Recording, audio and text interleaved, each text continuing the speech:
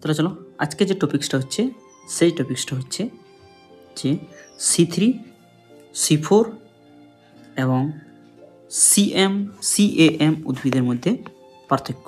ঠিক আছে, C3 C4 আর CM উদ্ভিদের মধ্যে কী কী পার্থক্য রয়েছে সেটা নিয়ে আমরা একটু ডিসকাস করব। ঠিক আছে, তাহলে যাওয়া যাক আজকে যে টপিক্সটা। সেটা প্রথম হচ্ছে যে আমরা চলে আসি C3 উদ্ভিদ। C3 উদ্ভিদের ক্ষেত্রে কি হয়, C3 উদ্ভিদের ক্ষেত্রে দিনের বেলায় পত্রান্ত খোলা থাকে, রাতের বন্ধ থাকে, ম্যাক্সিমাম ক্ষেত্রে এটা দেখতে পাওয়া যায়। তো কি হয়, কার্বন ডাইঅক্সাইড প্রবেশ করে এবং সেই কার্বন ডাইঅক্সাইড প্রবেশ করার পরে সেইটা কি হয়, রুবিস্কো উৎসেচকের সহায়তায় কার্বন ডাইঅক্সাইডের সঙ্গে যুক্ত হয়ে কি উৎপন্ন করে, একটা যৌগ উৎপন্ন করে, নাম হচ্ছে PGA, ফসফোগ্লিসারিক অ্যাসিড। এই ফসফোগ্লিসারিক অ্যাসিডটা স্থায়ী যৌগ এবং এইটা তৈরি হওয়ার সময় এই জায়গা থেকে কি করে, এখানে এখনো গ্লুকোজ বা স্টার্চ তৈরি হয় এবং এরকমভাবে প্রক্রিয়াটা চলতে থাকে। এটা C3 চক্রে দেখেছিলাম এবং এই প্রক্রিয়াটা হওয়ার জন্য আমাদের কাছে দরকার ATP এবং NADPH এর প্রয়োজন হয় এবং C3 চক্রতে এটাই হয়। কিন্তু প্রবলেম অন্য জায়গায়, প্রবলেম হচ্ছে এইখানে একটা যদি অক্সিজেনের ঘনত্ব পরিবেশে বেশি হয় বা উচ্চ তাপমাত্রা থাকে, তাহলে এখানে একটা চক্র দেখতে পাওয়া যায় যেটা রুবিস্কো উৎসেচক বিক্রিয়া না করে C2 চক্রের দিকে চলে যায় এবং এখানে কি করে একটা C2 চক্র করে, যেখানে কিন্তু কার্বন ডাইঅক্সাইড উৎপন্ন হয় এবং ATPও খরচা হয়। তার জন্য C3 চক্রের মধ্যে একটা ব্যতিক্রম বা লিমিটেশন দেখতে পাওয়া যায় যে উচ্চ উষ্ণতায় এরা C2 চক্র করতে বাধ্য হয়ে যায়, C3 চক্র নয়। ঠিক আছে, তাহলে এটা হচ্ছে C3 চক্র। C4 চক্রতে কি হয়, C4 চক্রতে এটাই হয় কারণ C4 চক্রের মেসোফিল দুটো জায়গায়, একটা মেসোফিল কোলা আর একটা হচ্ছে বান্ডিল আবরণী। ঠিক আছে, তাহলে এটা হচ্ছে বান্ডিল সিদ আর এটা হচ্ছে মেসোফিল কোলা, দুটো জায়গাতে এটা প্রক্রিয়াটা হয়।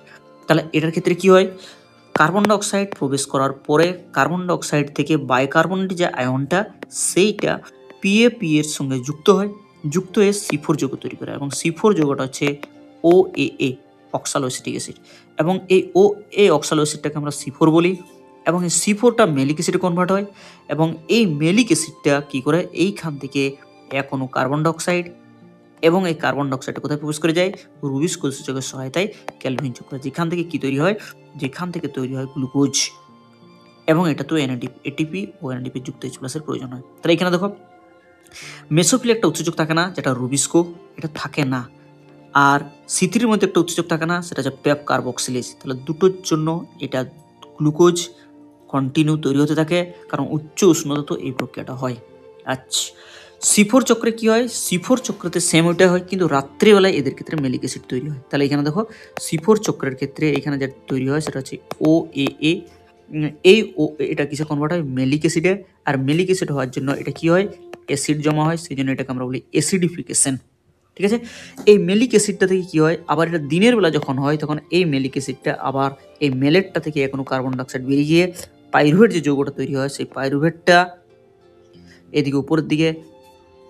ঠিক আছে, তাহলে এই CO2টা কি হয়, এই জায়গাটাতে এই প্রক্রিয়াটা হওয়ার জন্য চলে আসে এবং এখানে যুক্ত হয়ে কি উৎপন্ন করে, এখানে গ্লুকোজ উৎপন্ন করে। তাহলে এটা কি হয়, দিনের বেলায় গ্লুকোজ তৈরি করে কিন্তু রাত্রেবেলায় কি তৈরি করে, মেলিক অ্যাসিড তৈরি করে। রাত্রেবেলায় মেলিক অ্যাসিড আর দিনের বেলায় গ্লুকোজ উৎপন্ন করে।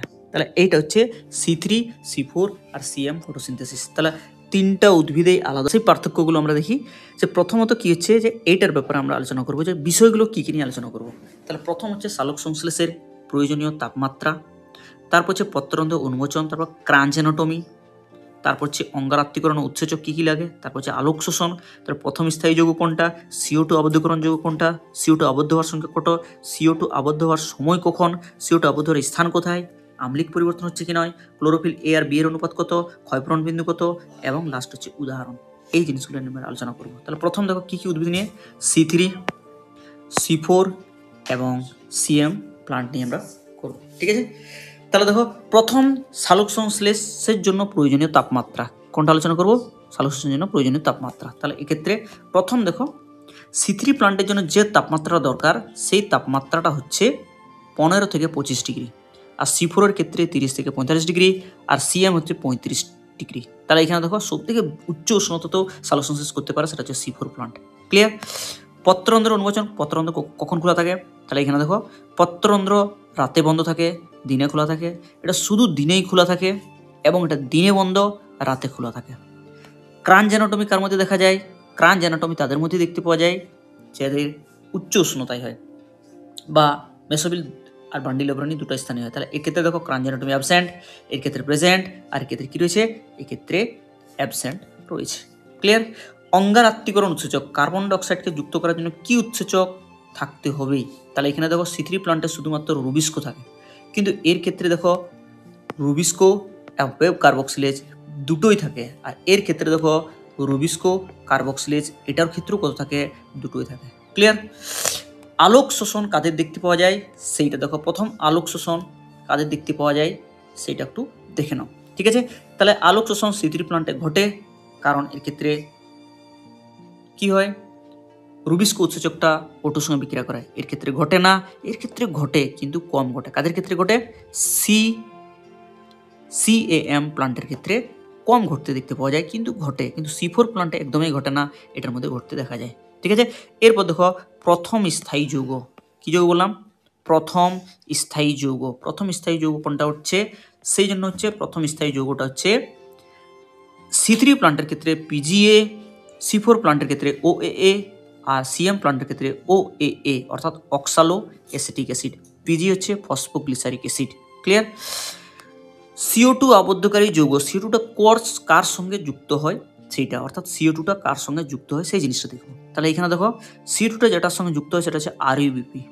কি বললাম? RUBP।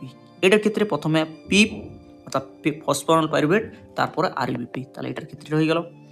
এটার ক্ষেত্রেও সেম, প্রথমে ফসফরাল পাইরুভেট, তারপর রিবুলোজ বাইফসফেট। তাহলে এই দুটো হচ্ছে। ক্লিয়ার?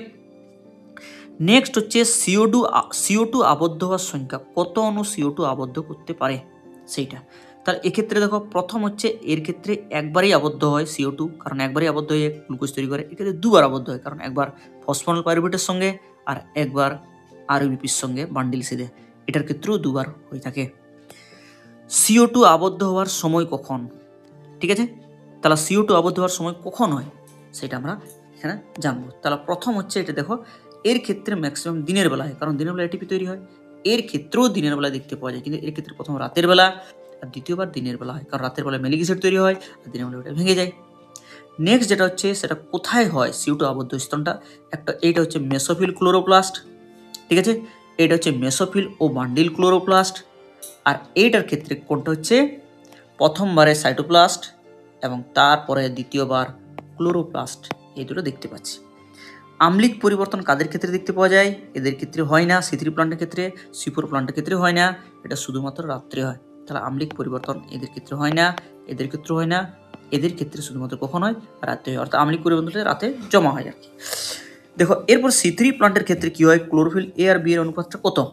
ঠিক আছে? এটা আমরা জানবো। তাহলে ক্লোরোফিল A আর B এর অনুপাত এর ক্ষেত্রে রয়েছে 2:8, অর্থাৎ দুটা ক্লোরোফিল A থাকতে গেলে 8টা ক্লোরোফিল B থাকবে। এটা 3:9, ক্লোরোফিল A 3টে থাকতে গেলে ক্লোরোফিল 9, ক্লোরোফিল B 9টা থাকবে। এর ক্ষেত্রে ক্লোরোফিল 2টা থাকতে গেলে ক্লোরোফিল B 5টা থাকবে। ক্ষয়পূরণ বিন্দু, ক্ষয়পূরণ বিন্দু কথার অর্থ হচ্ছে যে ন্যূনতম CO2 ঘনত্বে সালোকসংশ্লেষ প্রক্রিয়ায় গৃহীত CO2 বা শ্বসন প্রক্রিয়ায় বর্জিত CO2 সমান হয়, সেটাকে আমরা ক্ষয়পূরণ। তাহলে এর ক্ষেত্রে দেখো 25 থেকে 100 ppm, ppm এর ফুল ফর্ম হচ্ছে পার্ট পার মিলিয়ন। এর ক্ষেত্রে 0 থেকে 10 ppm, এর ক্ষেত্রে 0 থেকে কত 10 ppm। তাহলে দুটো দেখো কম ppm অর্থাৎ কম CO2 ঘনত্বে সালোকসংশ্লেষ প্রক্রিয়া করতে পারে। তাহলে প্রত্যেকটা একটা উদাহরণ জেনে নিই। তাহলে প্রত্যেকটার উদাহরণ যদি জানি, তাহলে এর ক্ষেত্রে ধান ও আম, এটার ক্ষেত্রে হচ্ছে আখ, ভুট্টা, জোয়ার বাজারাও হয়, এবং এটার ক্ষেত্রে পাথরকুচি ও অন্যান্য মরুভূমি উদ্ভিদ হয়ে থাকে। ঠিক আছে? তাহলে দুটো থাকছে, এটা একটা স্ক্রিনশট নিয়ে নিতে পারো। Thank you.